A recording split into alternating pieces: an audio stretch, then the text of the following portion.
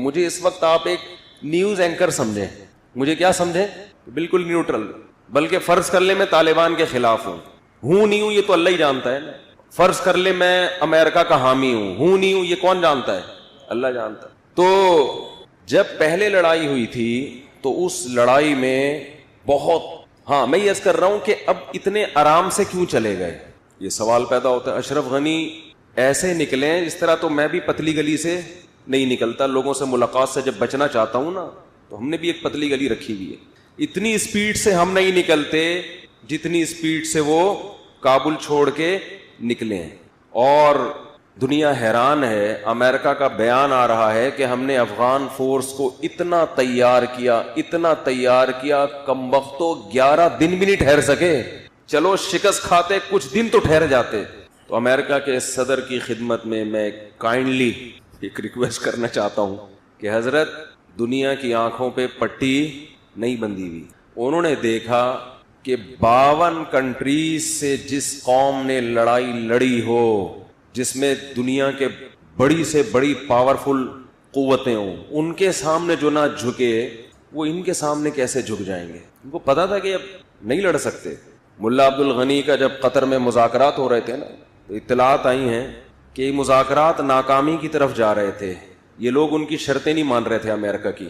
ان کا مطالبہ یہ تھا یہاں سے نکلو بس.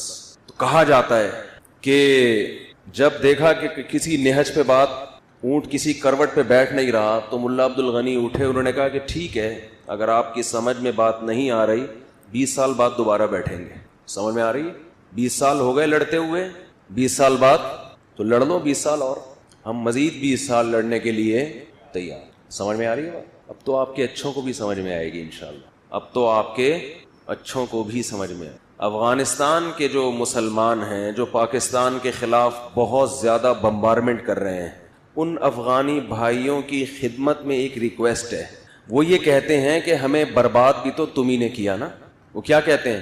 پاکستان جنرل مشرف نے اڈے دیے, بھائی حکومت بن گئی تھی, جہاز یہاں سے اڑ کے گئے ہیں, ان پہ بمباری کی, اور ان کی گورنمنٹ کو بولنے پر گورنمنٹ نے پابندی لگائی ہے کیا بھائی؟ ان کی گورنمنٹ کو کیا کر دیا؟ ختم. تو امریکہ کو گھسانے والا کون ہے؟ پاکستان ہے. تو ہمیں تباہ بھی تو تم ہی نے کیا. یہ ہمارے جو افغانستان میں رہنے والے مسلمان بھائی ہیں وہ پاکستان سے نفرت اس بیس پہ کر رہے ہیں. تو ان کی خدمت میں عرض یہ ہے کہ ہم کبھی بھی اپنے ملک کے اس اقدام کی نہ اس وقت حمایت کرتے تھے اور نہ اب. اس وقت بھی ہم نے کھلے عام اس عمل کی مخالفت کی تھی کہ اپنے آپ کو ظلم سے بچانے کے لیے کسی اور پہ ظلم کرنا کسی قیمت میں جائز نہیں ہے. جنرل مشرف کا یہ کہنا تھا کہ آج اگر ہم امریکہ کے سپورٹر نہیں بنتے تو امریکہ ہمیں پہاڑوں اور پتھروں کے دور میں لے جائے گا, مار دے گا ہمیں.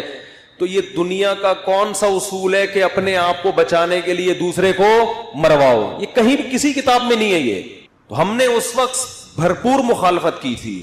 لہذا ہم پاکستان کے اس اقدام کو کبھی بھی اچھا نہیں سمجھتے. ظلم ہوا ہے, غلط ہوا ہے, لیکن اس بیس پہ جب آپ پاکستان سے نفرت کر رہے ہو تو آپ کی خدمت میں ایک بات عرض کرنی ہے, اسے آپ غور سے سنیں.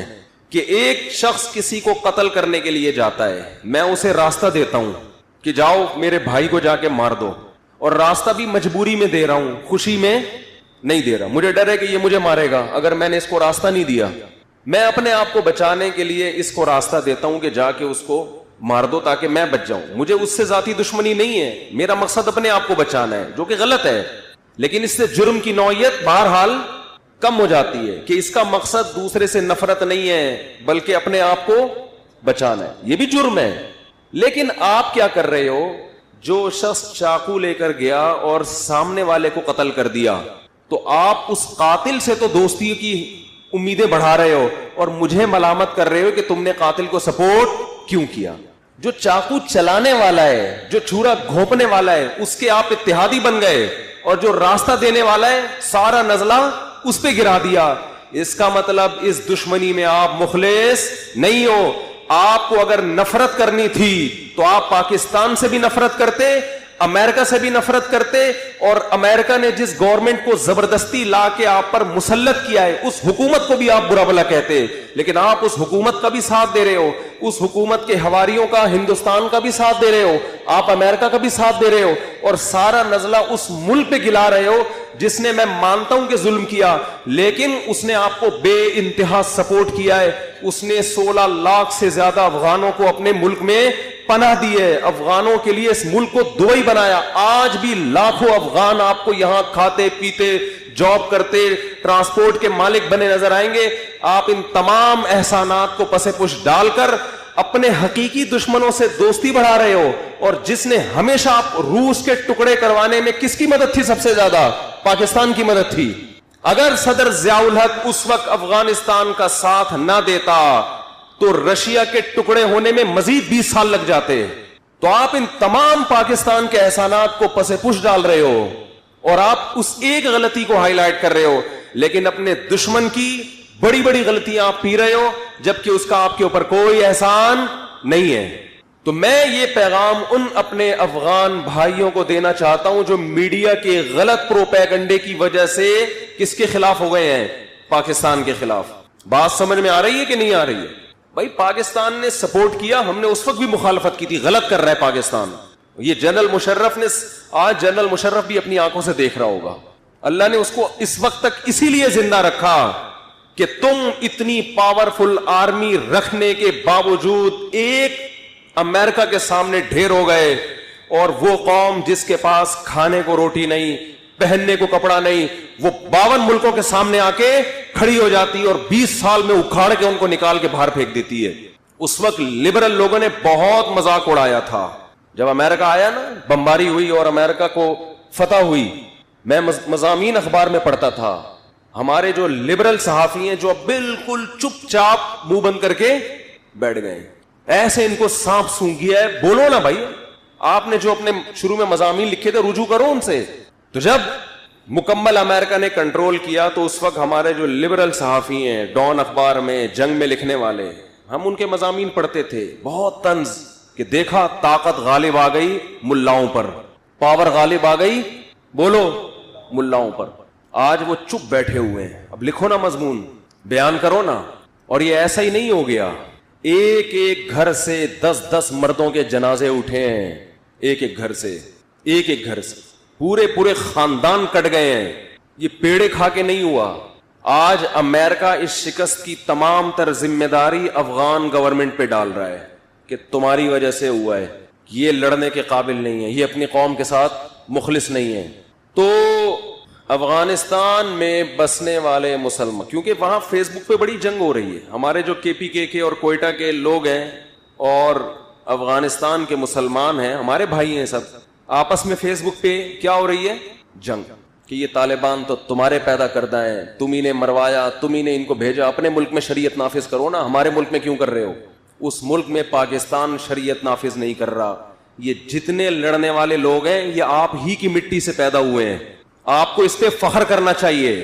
ہم تو فخر سے بتاتے ہیں کہ افغانستان نے, افغانوں نے, اور یاد رکھو یہ جو طالبان کا لفظ استعمال ہوتا ہے, طالبان تو بہت تھوڑے سے تھے مدرسوں کے, یہ تو سارے وہی افغانی جو رشیا کے خلاف لڑتے رہے, وہ اور ان کی نسلیں اس میں شامل ہوتی رہی, نام طالبان کا لگ گیا.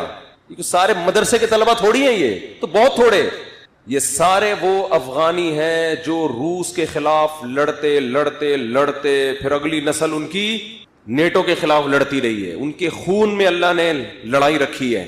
اور اس جنگ کے بعد قیامت تک اب دنیا کی کوئی طاقت چاند پہ تو جا سکتی ہے, مریخ پہ بھی جا سکتی ہے, انشاءاللہ افغانستان کا بارڈر کراس کرنے کی ہمت نہیں کرے گی. یہ تو فخر کی بات ہے افغانیوں کے لیے, اس پہ فخر کرو, اس پہ کیوں ذلت والی باتیں کر رہے ہو؟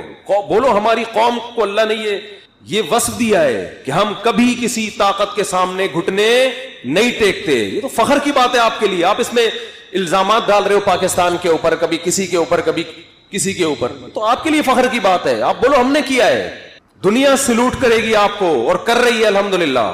آپ اپنی فتح کو اس طرح کی باتیں کر کے ذلت میں تبدیل مت کرو. آپ سے اللہ نے ایک بہادری کا کام کروایا اور آپ کہہ رہے ہو میں نے نہیں کیا, کس نے کیا ہے؟ اس نے کیا ہے. لوگ کہیں گے ہم تو ایوارڈ آپ کو دینے کے لیے آئے تھے اور آپ کہہ رہے ہو کیا کس نے ہے بھائی, اس نے کیا ہے. کبھی کوئی اپنا ایوارڈ کسی اور کو دیتا ہے؟ سب سے پہلے برطانیہ کو شکست دی. برطانیہ بھی اس ریچھ کی طرح تھا جہاں قدم رکھتا پیچھے نہیں ہٹتا. اس کے بعد رشیا آیا, اس کو تو سفید ہاتھی کہا جاتا تھا, پاؤں رکھنا تو جانتا تھا, اس میں ریورس گیئر بولو باز وہ نہیں ایسی گاڑی تھی. رکشے میں ریورس گیئر ہوتا ہے؟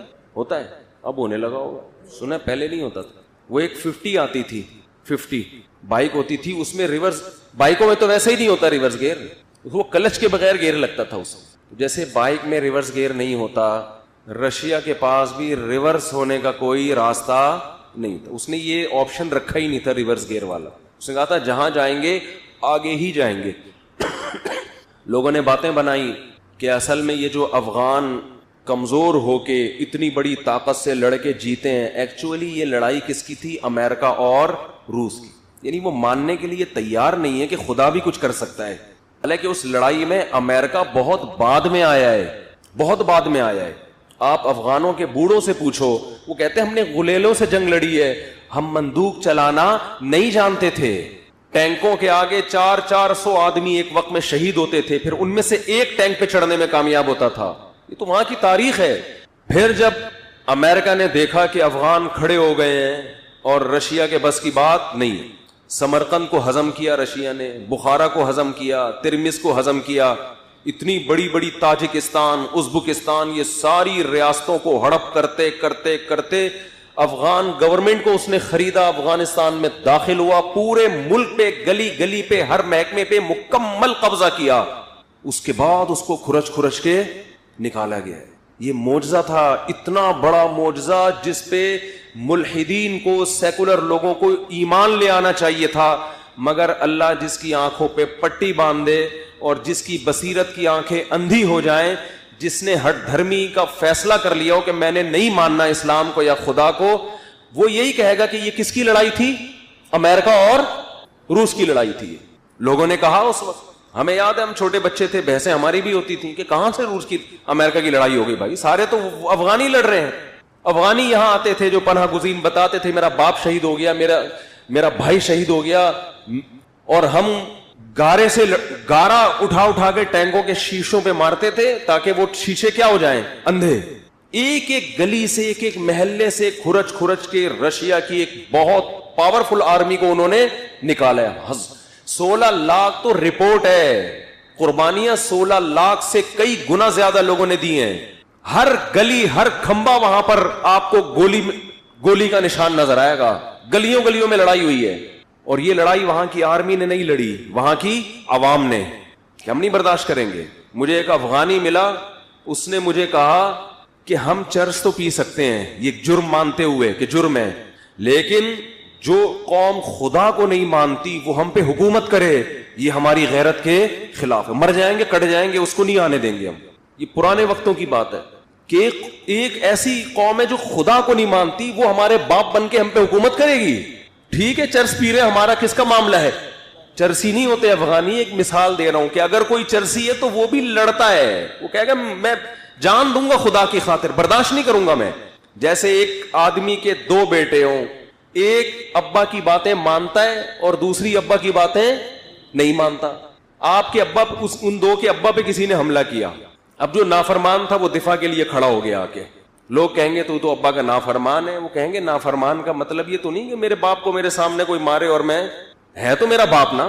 تو پہلے وہ لڑے ہیں رشیا کے خلاف. امریکہ بہت بعد میں آیا ہے, بھاگتے چور کی لنگوٹی. چلو یہ اب رشیا, میں الحمدللہ نہ فلمیں دیکھتا ہوں نہ دیکھنے کی ترغیب دیکھتا ہوں. مجھے اس وقت بتایا گیا کہ ایک امریکہ نے ایک فلم بنائی ہے, کاش اس کا نام اس وقت میرے ذہن میں ہوتا, آپ وہ کلپ لازمی دیکھتے. کمانڈو کوئی ان کا ہیرو تھا, وہ فلم امریکہ نے بنائی اور امریکہ کے سینما گھروں میں چلی تھی. اس میں یہ دکھایا گیا, اس میں کوئی بے حیائی نہیں تھی, فلم کے شروع سے لے کے فلم کے اینڈ تک. اس کے شارٹ کلپ میں نے دیکھے, کیونکہ وہ بنائی کس پہ تھی؟ افغان جو رشیا کے خلاف لڑ رہے ہیں. اس میں یہ دکھایا گیا, میرا گلا آج بہت زیادہ بیٹھا ہوا ہے, بڑی مشکل سے آج میں بیان کے لیے آیا ہوں. 2-3 دن سے طبیعت بہت شدید خراب چل رہی ہے اور مجھے اس کا علاج بھی معلوم ہے. علاج یہ ہے کہ میں 2-4 دن کے لیے کراچی سے باہر چلا جاؤں، کیونکہ بھنگی خانہ بن چکا ہے الحمدللہ، اور اب یہ جب تک ہوا تبدیل نہیں ہوگی یہ سیٹنگ پہ نہیں آنے والا.